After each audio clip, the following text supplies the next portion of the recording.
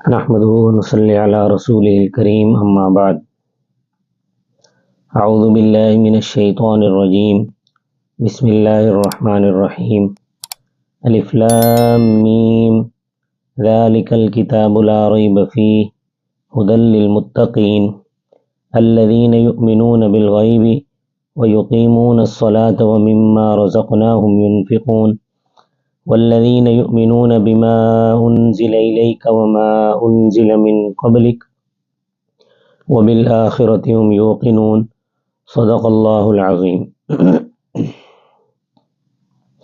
الف لام میم ذالک الکتاب، یہ کتاب ہے، لا ریب فیہ، اس میں کوئی شک نہیں، ہدن ہدایت ہے، للمتقین پرہیزگاروں کے لیے، الذین پرہیزگار وہ لوگ ہیں، یؤمنون بالغیب جو بن دیکھے ایمان لاتے ہیں، ویقیمون الصلاۃ اور نماز کو قائم کرتے ہیں، ومما رزقناہم اور اس چیز سے جو ہم نے ان کو رزق دیا ہے، ینفقون خرچ کرتے ہیں، والذین یؤمنون اور وہ لوگ ہیں جو ایمان لاتے ہیں، بما انزل الیک اس چیز پر جو آپ کی طرف نازل کی گئی، وما انزل من قبلک اور اس چیز پر جو آپ سے پہلے نازل کی گئی، وبالآخرۃ ہم یوقنون اور وہ آخرت پر یقین رکھتے ہیں۔ اس سورت کا نام سورۃ البقرہ ہے۔ قرآن کریم کی ترتیب کے لحاظ سے اس سورت کا دوسرا نمبر ہے۔ آپ نے قرآن میں دیکھا ہوگا کہ جہاں سورۃ البقرہ شروع ہوتی ہے تو وہاں اوپر بالکل ہندسوں میں 2 لکھا ہوتا ہے، تو جو یہ بتا رہا ہوتا ہے کہ قرآن کریم میں اس سورت کا دوسرا نمبر ہے۔ سورۃ الفاتحہ پہلی سورت ہے۔ اس سورت کا نام بقرہ ہے۔ بقرہ گائے کو بھی کہتے ہیں اور بیل کو بھی کہتے ہیں، یعنی نر اور مادہ دونوں پر بقرہ بولا جاتا ہے۔ اس سورت کا نام بقرہ اس لیے رکھا گیا ہے کہ حضرت موسیٰ علیہ السلام کے زمانے میں عامیل نامی شخص کو اس کے بھتیجوں یا چچا زاد بھائیوں نے اس کی جائیداد پر قبضہ کرنے کی خاطر قتل کر دیا تھا۔ ان کا خیال یہ تھا کہ فیصلہ تو گواہوں پر ہوتا ہے اور موقع کا تو کوئی گواہ ہے ہی نہیں، لہٰذا بات آئی گئی ہو جائے گی۔ چنانچہ قتل کرنے کے بعد یہ حضرت موسیٰ علیہ السلام کے پاس گئے اور کہا کہ ہمارے چچا کو کسی نے قتل کیا ہے، ہماری داد رسی کی جائے، معلوم کیا جائے کہ قاتل کون ہے۔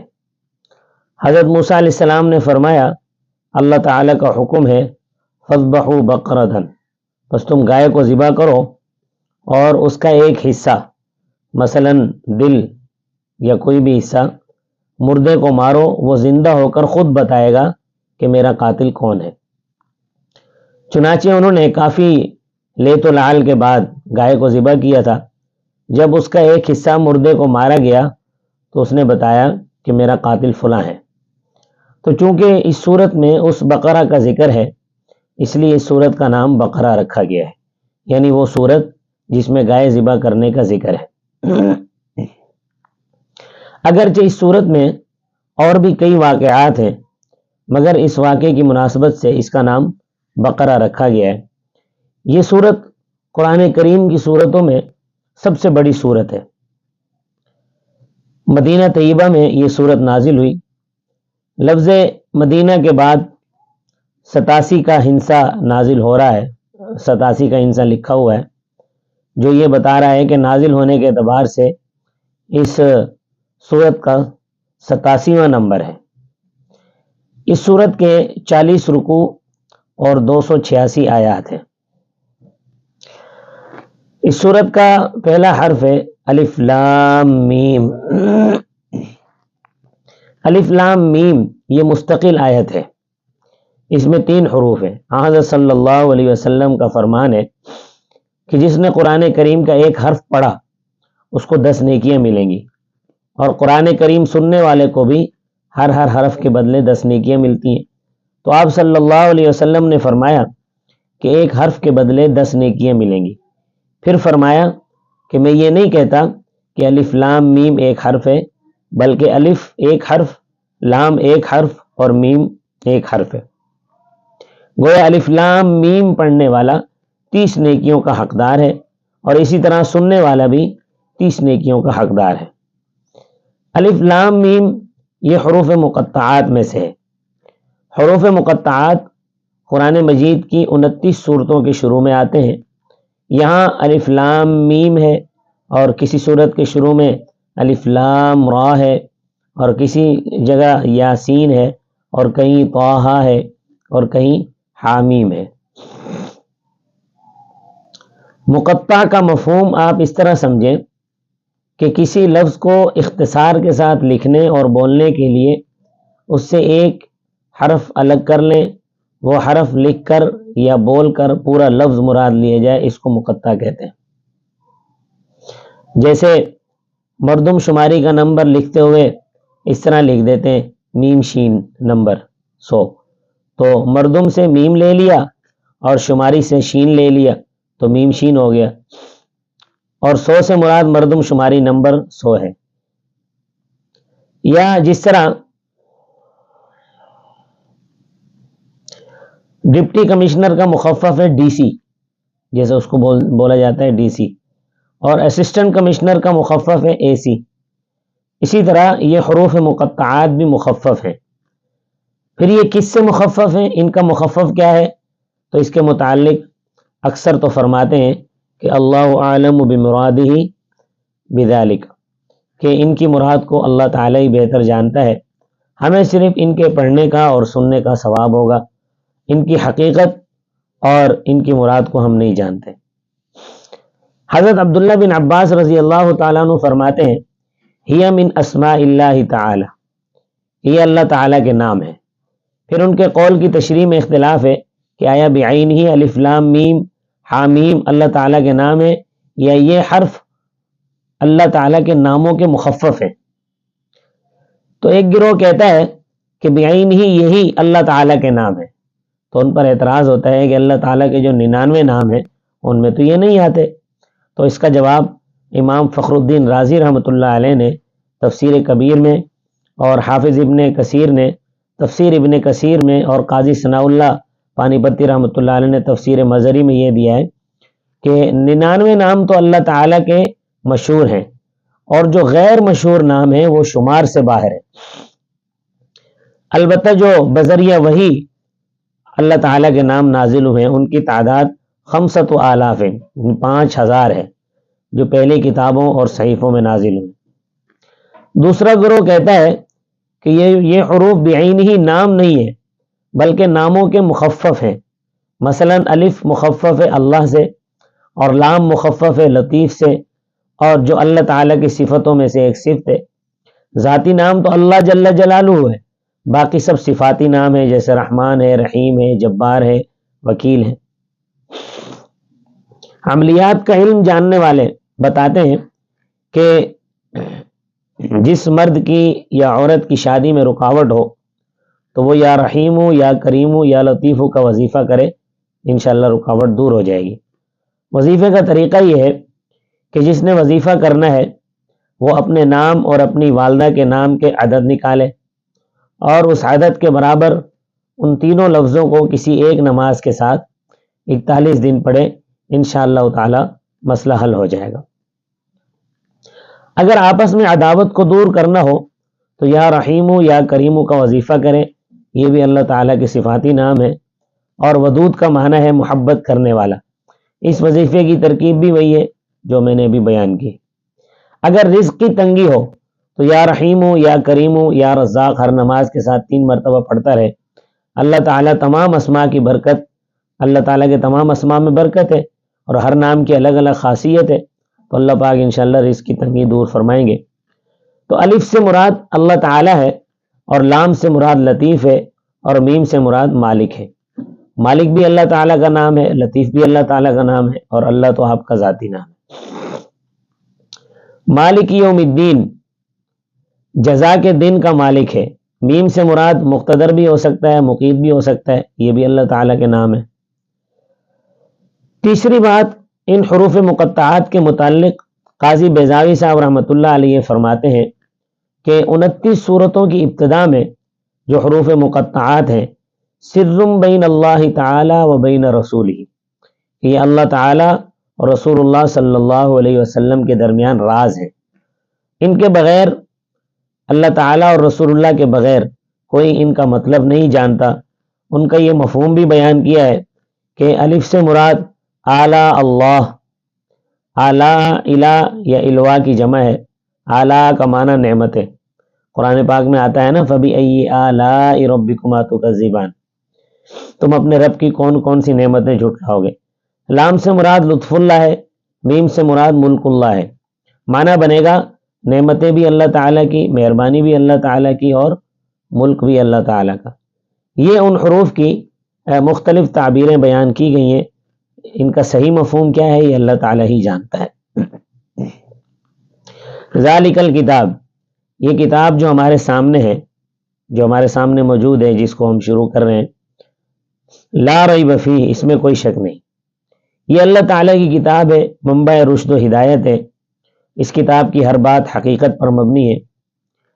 اس پر بظاہر یہ سوال ہوتا ہے کہ شک کرنے والوں نے تو قرآن کریم پر شک کیا، چنانچہ خود قرآن کریم میں موجود ہے، اسی پارے کا 3 رکوع ہے، اس کی 2 آیت ہے، فرمایا وَإِن كُنتُمْ فِي رَيْبٍ مِّمَّا نَزَّلْنَا عَلَىٰ عَبْدِنَا فَأْتُوا بِسُورَةٍ مِّن مِّثْلِهِ، کہ اگر تم شک میں ہو اس قرآن کے بارے میں جو ہم نے اپنے بندے پر نازل کیا ہے، تو لاؤ تم اس جیسی کوئی ایک صورت۔ تو اس سے معلوم ہوا کہ شک کرنے والوں نے تو قرآن کریم پر شک کیا ہے، اور اللہ تعالیٰ فرماتے ہیں لا ریب فیہ، اس میں کوئی شک نہیں۔ تو اس کا جواب یہ ہے کہ قرآن کریم میں تو کوئی شک نہیں ہے، شک اصل میں ان کے ذہنوں میں تھا۔ تو یہ دونوں الگ الگ چیزیں ہیں، تو آپس میں کوئی تضاد نہیں۔ اس کی مثال تم اس طرح سمجھو جیسے شہد ہے، شہد کے میٹھے ہونے میں تو کوئی شک نہیں، لیکن صفراوی مزاج والے آدمی کو بخار ہو تو اسے شہد کڑوا لگتا ہے، اب وہ کہے گا جی یہ شہد تو کڑوا ہے، حالانکہ شہد تو کڑوا نہیں ہے، اس کا اپنے منہ کا مزاج کڑوا ہو گیا ہے۔ تو اسی طرح قرآن کریم میں تو کوئی شک نہیں ہے، مگر ان کے ذہنوں میں شک ہے۔ یا اس طرح سمجھو کہ بعض لوگ بھینگے ہوتے ہیں، ان کو ایک کے بجائے 2 چیزیں نظر آتی ہیں، اب چیز ہوتی تو ایک ہے مگر ان کو 2 نظر آتی ہیں، ان کی آنکھوں میں خلل ہوتا ہے، چیز میں خلل نہیں ہوتا۔ جیسے فیصل آباد کا ایک شخص ہے، کیمل پور کا، غلام جیلانی برق، یہ بھینگا تھا، اس نے 2 قرآن کے نام سے کتاب لکھی کہ اس کو ایک قرآن 2 نظر آتے تھے۔ اسی طرح اس نے 2 اسلام نامی کتاب بھی لکھی ہے۔ اس کا جواب حضرت مولانا سرفراز خان صفدر رحمۃ اللہ علیہ نے ایک اسلامی کتاب نام لکھ کر دیا ہے، اور یہ کتاب انہوں نے ملتان جیل میں لکھی تھی۔ تو اس بھینگے کو ایک کے بجائے 2 اسلام نظر آتے تھے، اور اس کی کتاب 2 قرآن کا جواب حضرت قاری محمد طیب رحمۃ اللہ علیہ نے دیا ہے۔ لہذا قرآن کریم میں تو کوئی شک نہیں ہے، شک تو ان کے ذہنوں میں تھا۔ ہدن، یہ نری ہدایت ہے، للمتقین، پرہیزگاروں کے لیے۔ تو اس پر بھی بظاہر اعتراض ہوتا ہے کہ جو پہلے ہی پرہیزگار ہیں ان کے لیے ہدایت ہونا کیا کمال ہے؟ کمال تو یہ تھا کہ نافرمانوں اور مجرموں کے لیے یہ کتاب ہدایت ہوتی۔ تو اس کا جواب یہ دیتے ہیں کہ قرآن کریم تو تمام انسانوں کے لیے ہدایت ہے، جیسا کہ دوسرے پارے میں ہے شہر رمضان الذی انزل فیہ القرآن ھدی للناس، اور اسی طرح سورہ فرقان میں ہے تبارک الذی نزل الفرقان علی عبدہ لیکون للعالمین نذیرا، بابرکت ہے وہ ذات جس نے فرقان نازل فرمایا اپنے بندے پر تمام جہانوں کے لیے تاکہ نذیر بنے۔ مگر چونکہ فائدہ اس سے پرہیزگار اٹھاتے ہیں، دوسرے لوگ اس سے فائدہ نہیں اٹھاتے، اس لیے ان کے لیے ہدایت پہنچنے کے اعتبار سے متقی اس کو قبول کرنے والے ہیں۔ اب یہ متقی لوگ کون ہیں؟ آگے متقیوں کی صفات بیان فرمائیے۔ الذین یؤمنون بالغیب، پرہیزگار وہ لوگ ہیں جو ایمان لاتے ہیں بن دیکھے، یعنی ہم نے اللہ تعالیٰ کو نہیں دیکھا، اس کی قدرت کی نشانیاں دیکھی ہیں، ہمارا ایمان ہے کہ اللہ تعالیٰ واجب الوجود ذات ہے، جو تمام صفات اور کمالات کو جامع ہے، سارا جہان اس کے تصرف اور قبضے میں ہے، اس کی نہ ابتدا ہے نہ انتہا ہے، نہ اس کا باپ ہے نہ اس کی ماں ہے، نہ وہ کھاتا ہے نہ پیتا ہے، نہ وہ بیمار ہوتا ہے، نہ اس کو موت آئے گی، وہ تمام کمزوریوں اور عیوب سے پاک اور مبرہ ہے۔ جس طرح ہم نے اللہ تعالیٰ کو نہیں دیکھا مگر اس پر ہمارا ایمان ہے، اسی طرح ہم نے پیغمبروں کو بھی نہیں دیکھا مگر ان پر بھی ہمارا ایمان ہے۔ سب سے پہلے پیغمبر آدم علیہ الصلوۃ والسلام اور سب سے آخری پیغمبر حضرت محمد الرسول اللہ صلی اللہ علیہ وسلم اور ان کے درمیان بھی جتنے پیغمبر تشریف لائے ہیں ان سب پر ہمارا ایمان ہے کہ وہ اپنے اپنے زمانے میں برحق پیغمبر تھے۔ اسی طرح ہم نے فرشتوں کو بھی نہیں دیکھا، اور دعا کرو کہ جلدی جلدی نظر بھی نہ آئے، کیونکہ موت کے وقت فرشتے ہر ایک کو نظر آتے ہیں، لیکن مگر ہمارا ایمان ہے کہ فرشتے موجود ہیں۔ اسی طرح جنت اور دوزخ کو ہم نے نہیں دیکھا مگر بن دیکھے ہمارا ایمان ہے، پلسرات کو ہم نے نہیں دیکھا، میدان محشر کو بن دیکھے مانتے ہیں، قبر کی راحت اور تکلیف کو نہیں دیکھا مگر اس پر ایمان ہے۔ اللہ تعالیٰ قبر کی تکلیف سے سب کو محفوظ فرمائے۔ تو متقیوں کی پہلی صفت ہے ایمان بالغیب، یعنی عقیدے کا درست ہونا۔ متقیوں کی دوسری صفت ہے وہ یقیمون الصلاۃ، وہ نماز قائم کرتے ہیں۔ قائم کرنے کا معنی یہ ہے کہ نماز کو تمام شرائط واجبات کے ساتھ ادا کرتے ہیں۔ جو لوگ رکوع، سجود، قومہ، جلسہ اطمینان کے ساتھ ادا نہیں کرتے ان کی نماز کامل نہیں ہوتی، وہ ایسے ہی ٹکرے مارتے ہیں۔ اسی طرح جو آدمی بغیر مجبوری کے جماعت کے ساتھ نماز نہیں پڑھتا، اکیلے پڑھ لیتا ہے، اس کی نماز بھی کامل نہیں ہوتی۔ اور جو لوگ مسجد کے قریب رہتے ہیں وہ آ کر مسجد میں نماز نہ پڑھیں تو ان کی نماز بھی کامل نہیں ہوتی۔ حدیث پاک میں آتا ہے لا صلاۃ لجار المسجد الا فی المسجد، مسجد کے پڑوسی کی نماز صرف مسجد ہی میں ہوتی ہے۔ ہاں کوئی بڑھاپے کی وجہ سے، گھٹنوں اور ٹخنوں کی بیماری کی وجہ سے بیمار ہے، یا بارش کی وجہ سے کوئی مسجد میں نہیں آ سکتا، یا سفر پر ہے، یا اندھیرا ہے، یا کوئی اور ایسی وجہ ہے، تو اس کو گھر میں نماز پڑھنے پر بھی پوری نماز کا ثواب ملے گا۔ اگر کوئی مانع نہیں ہے مسجد میں آنے سے تو اس نے پھر بھی گھر میں نماز پڑھ لی تو اس کی نماز نہیں ہوگی۔ متقیوں کی تیسری صفت ہے وَمِمَّا رَزَقْنَاهُمْ يُنْفِقُونَ، اور جو ہم نے ان کو رزق دیا ہے اس چیز سے اس میں خرچ کرتے ہیں۔ تو اکثر حضرات تو فرماتے ہیں کہ اس چیز سے مراد مال ہے، یعنی ہم نے ان کو جو مال دیا ہے اس سے خرچ کرتے ہیں، یعنی زکوٰۃ ادا کرتے ہیں، عشر نکالتے ہیں، فطرانہ ادا کرتے ہیں، نفلی صدقات ادا کرتے ہیں۔ بخاری شریف میں روایت ہے ان فی المال حقا سوى الزکاۃ، بے شک مال میں زکوٰۃ کے علاوہ بھی حق ہے۔ یہ بعض لوگ بڑے کنجوس ہوتے ہیں، زکوٰۃ کے مال کے علاوہ مال خرچ کرنے کے لیے تیار ہی نہیں ہوتے۔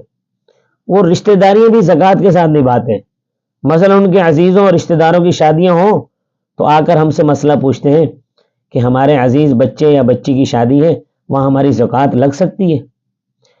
بھائی ٹھیک ہے، اگر وہ مستحق ہے تو زکوٰۃ تو لگ جائے گی، مگر زکوٰۃ کے علاوہ دوسرا مال بھی تو تمہارے پاس ہے، موجود ہے، وہ کیوں نہیں دیتے؟ زکوٰۃ پر کیوں ٹرخاتے ہو؟ امام فخر الدین رازی رحمۃ اللہ علیہ فرماتے ہیں وَمِمَّا رَزَقْنَاهُمْ يُنْفِقُونَ سے مراد صرف مال ہی نہیں ہے، بلکہ اللہ تعالیٰ نے جو بھی نعمت اور قوت عطا فرمائی ہے، مثال بطور علم عطا فرمایا ہے، عقل ہے، بدنی طاقت ہے، اس کو اللہ تعالیٰ کی راہ میں خرچ کرتے ہیں۔ کسی کو اللہ تعالیٰ نے علم عطا فرمایا ہے تو وہ علم خرچ کرتا ہے، دوسروں کو تعلیم دیتے ہیں۔ مسئلہ یہ ہے کہ اگر تمہارے پاس شریعت کا ایک مسئلہ بھی ہے تو اس کو دوسروں تک پہنچانا تمہارے فرائض میں داخل ہے۔ اگر کسی کو اللہ تعالیٰ نے عقل عطا فرمائی ہے تو وہ دوسروں کو اچھا مشورہ دے، ان کی رہنمائی کرے۔ کسی کو رب تعالیٰ نے بدنی قوت، جسمانی قوت عطا فرمائی ہے تو وہ کمزوروں کی مدد کرے، بدنی مدد کرے، ان کے کام آئے، ان کے کام میں ان کا ہاتھ بٹائے۔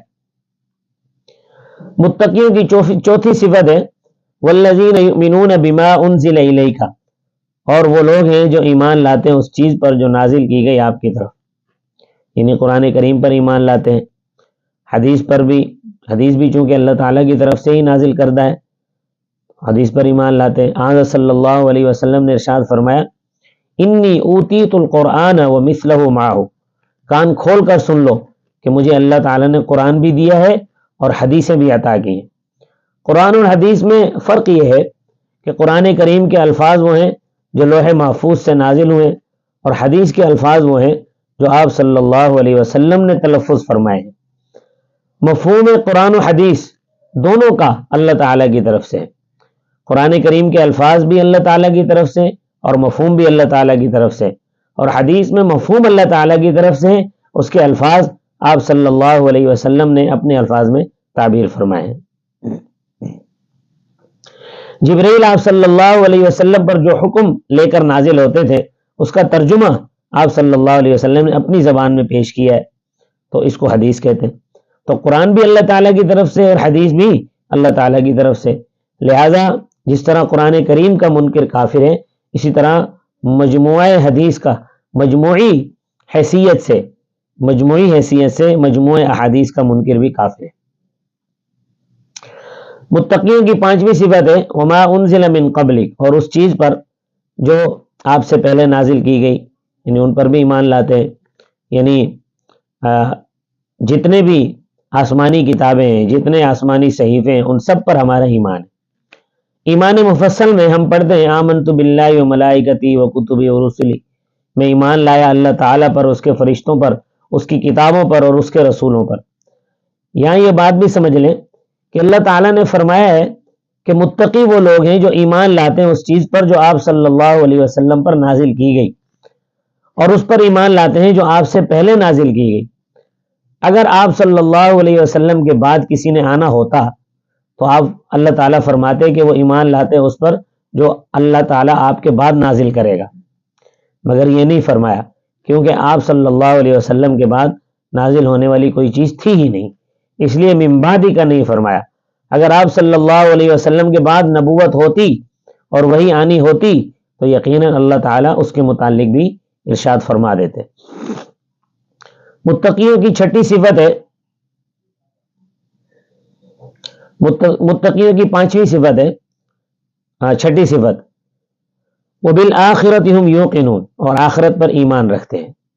قیامت حق ہے، مرنے کے بعد دوبارہ زندہ ہونا ہے، اور یہ بات یاد رکھیں کہ قیامت دور نہیں۔ آن صلی اللہ علیہ وسلم نے ارشاد فرمایا من مات فقد قامت قیامتہ، کہ جو شخص مرتا ہے بس تحقیق اس کی قیامت تو قائم ہو جاتی ہے، بس آنکھیں بند ہونے کی دیر ہے، جنت دوزخ سامنے آ جائے گی، بلکہ آنکھیں بند ہونے سے پہلے دنیا کی زندگی کے آخری لمحات میں فرشتے نظر آنے لگ جاتے ہیں، مرنے والے کے علاوہ دوسرے لوگوں کو نظر نہیں آتے، کیونکہ ایمان بالغیب ہے۔ مرنے والے کو جان نکالنے والا فرشتہ اور اس کے ساتھ جو اس کے معاون ہوتے ہیں نظر آتے ہیں، نیک ہے تو جنت کا لباس اور خوشبوئیں لے کر آتے ہیں، اگر بد ہے تو جہنم کے ٹاٹ اور بدبوئیں لے کر آتے ہیں۔ اس لیے قبر کو نہ بھولو، جزا و سزا کو نہ بھولو، آخرت کو نہ بھولو، اور یہ بات بھی یاد رکھیں کہ عبادت تو عبادت ہے، نماز تو نماز ہی ہے، چاہے نوجوان پڑھے یا بوڑھا، مگر نوجوان کی عبادت اور نماز کا لطف ہی ہو رہے۔ حدیث پاک میں آتا ہے کہ قیامت والے دن اللہ تعالیٰ کے عرش کے سائے کے نیچے جن لوگوں کو جگہ ملے گی، ان میں ایک وہ شاب، وہ نوجوان ہوگا نشأ فی عبادت اللہ تعالی، جس کی جوانی اللہ کی عبادت میں گزری ہوگی۔ لہذا جوانی کی حالت میں عبادت کا بڑا درجہ ہے۔ میں آپ حضرات کے سامنے جو کچھ کہہ رہا ہوں صرف اس کو سنے ہی نہیں بلکہ اس پر عمل بھی کریں۔ اللہ تعالی ہم سب کو اعمال صالحہ کی توفیق عطا فرمائے، آمین یا رب العالمین۔